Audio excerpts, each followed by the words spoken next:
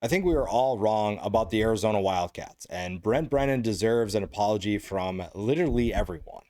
The fact that this team is 7-3 is crazy. I don't think anybody had them really even close to making a bowl game. I think a lot of people expected them to struggle. And there were some things that this team could do to get to a bowl game, and they've exceeded those expectations.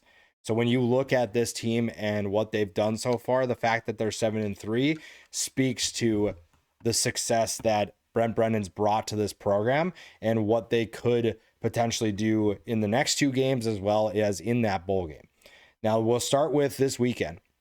The Cincinnati game was a very interesting game because Cincinnati still had a chance to make the Big 12 championship game. And I think there were a lot of people that anticipated they were going to take care of business this weekend.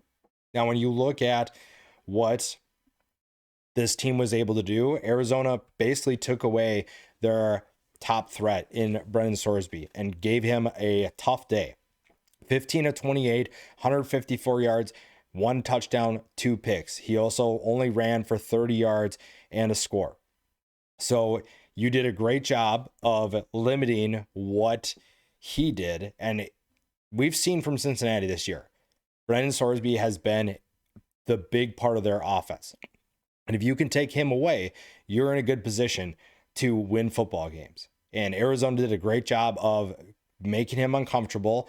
The completion percentage isn't great. And you put him in a position where he felt stressed and had to make enough plays to keep them in the game.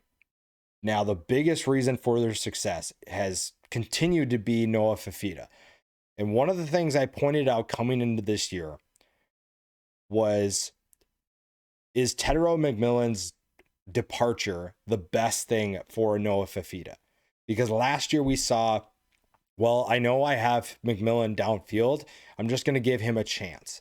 And in a way, he kind of zeroed in on it. And the numbers show that Fifita was not going through his progressions. He was not going to his second and third reads because he knew that if they even have a slightly favorable matchup with McMillan, they're going that direction. And one of the best things for his development as a passer was McMillan leaving and him having to figure out who am I going to throw to. And this year, he has been so much better.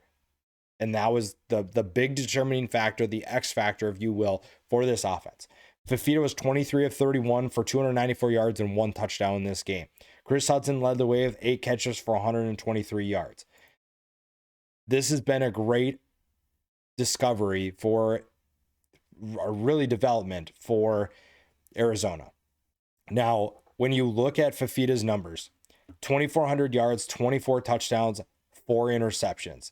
His leading receivers this year are way more balanced. Chris Hudson leads the way, 41 catches, 512 yards, 3 touchdowns. You have Jamin Watley, 36 catches, 418 yards, 4 touchdowns. Those are your top two guys. And after that, Trey Spivey, 15, 317, and 6. Chris Hunter, 20, 302, and 2. Gio Richardson, 15, 228, and 2. This is a team that has found balance, and it's helped their quarterback tremendously. Because when you look at Noah Fifita and what he's done the last few years, you look in 2023, 2,800 yards, 25 touchdowns, 6 picks. And a lot of people were excited about what he could do in 2024 because he was coming back after that big year and he had Tedero McMillan. 2024, like we said, the struggles, the lack of going through his progressions resulted in his 2,900 yards, 18 touchdowns, 12 picks. This year has been such a nice development for this team because they don't have to worry about if their quarterback can find the open man. He is showing that consistently. The rushing attack obviously has done its part as well, and it's helped an Arizona team that is looking for balance, and they've found that. And when you look at how good this team has been, you also can look at how close they could be to potentially competing for a conference championship. You have the 3-point loss to Houston, a 6-point loss to BYU. The Iowa State game, you lost by 25. You could very well be 9-1 And that's not something anybody even remotely considered. A bowl game was going to be just like, hey, this is a good season. And they're already 7-3 and they could be 9-1. You have Baylor and Arizona State next. That's going to be another test for this team. But if there's a team that can figure it out, it's Arizona. And we'll talk about Brent Brennan. When you look at what Brent Brennan has done in his career, you look at what he did at San Jose State. And people looked at that, and he took over Arizona, and they thought, okay, well, this is just a different challenge. San Jose State, his first year, they went 2-11. The next year, they went 1-11. Then you saw improvement in 2019, 5-7, and then you had the COVID year, they go 7-1. Go back to 5-7, and then 7-5, 7-6. And when he got hired at Arizona, there were people that were saying, well, why are we doing that? Why are we hiring this guy? And when you look at the success that San Jose State had under him compared to what they did before he got there, you know exactly what he's capable of doing. Now, there were people after 2024, after last year, that were saying that he should be fired, that they were saying after one season, they didn't know if he was going to be able to get the job done. And all he has done, just like he did at San Jose State, is turn this team around and get them to a place where they're 7-3 and they believe in themselves. They are playing with a ton of confidence, and they are playing in a way that nobody anticipated.